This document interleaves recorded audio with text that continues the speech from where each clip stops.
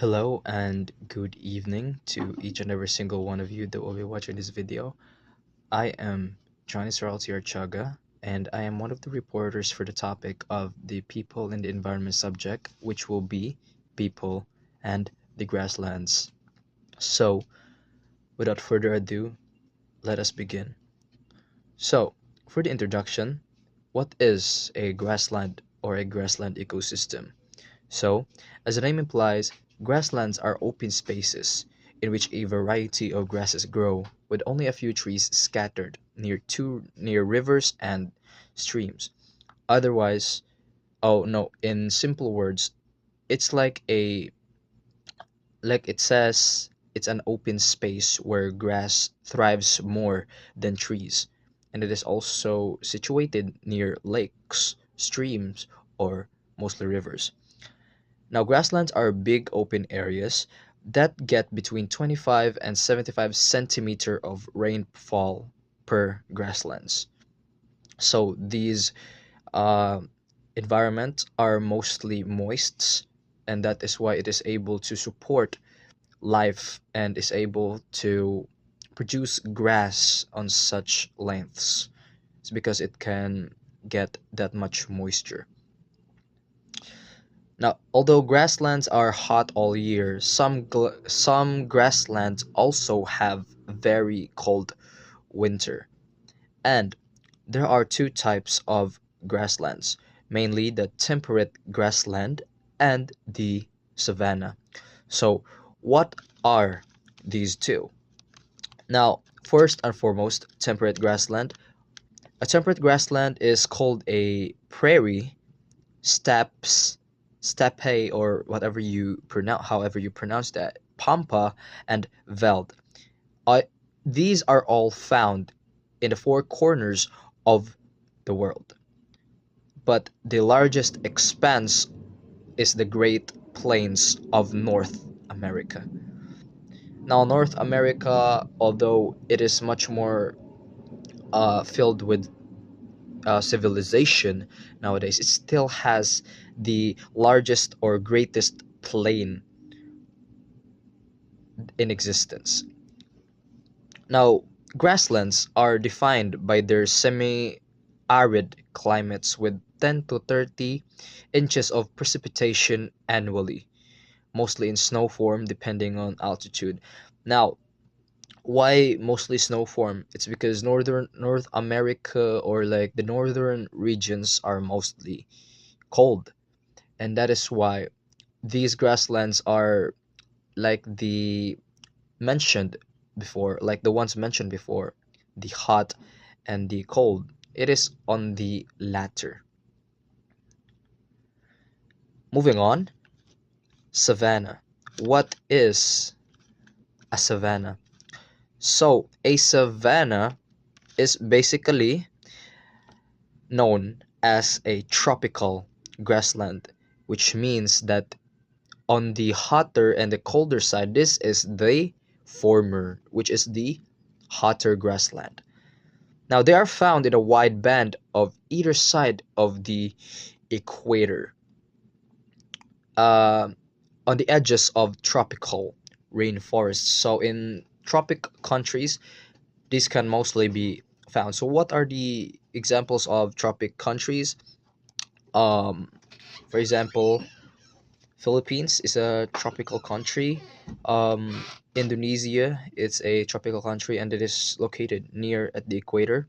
So I believe these kind of countries produce savannas if they have a very wide open space or plain of grasses, which I believe they have, but I'm not really that certain.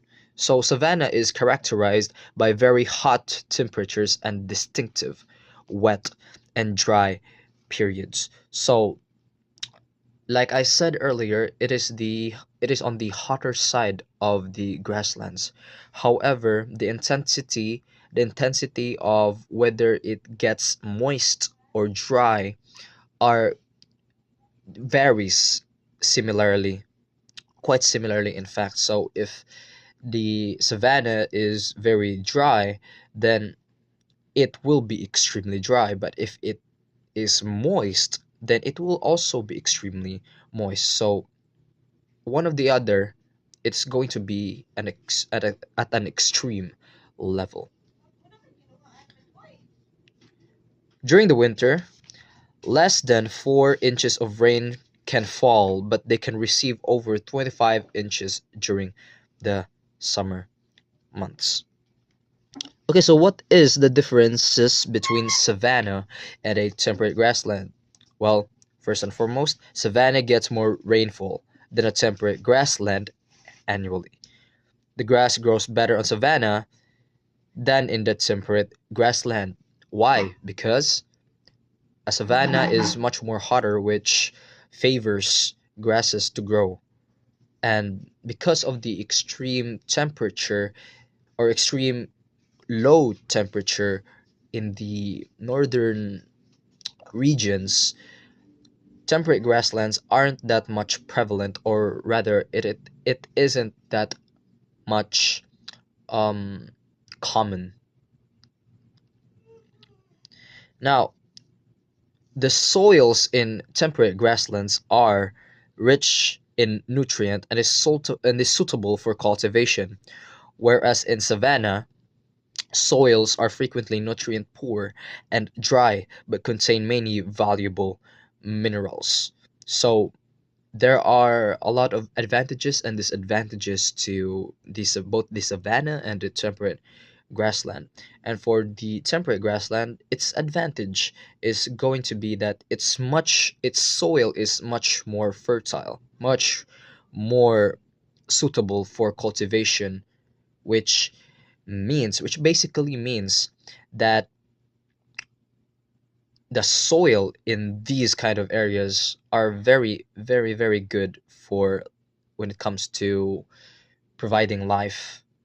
But however, because of its extreme conditions, these kinds of grasslands are very hard to come by. Whereas savanna, even if its soil isn't as suitable for cultivation, it basically regains its disadvantages from having a lot more minerals in its soil. Okay, so fun fact, grasslands cover many area of the world. In fact, grassland covers 25% of the earth's surface. 1 billion people depend on their livelihood as a food source, so meaning there really is a lot of grasslands in the planet earth. So grasslands are found on every continent except Antarctica, which you know is a very much a just a cold continent filled with snow and ice, so there are no grasses there. Or at least grasses can't grow it can't flourish as much as it can in Northern America or in tropical countries. Now there are plants of the grasslands. When rainy season arrives, many grasslands become coated with flowers, some of which can survive well into winter with the help of underground storage organs and thick stem bases.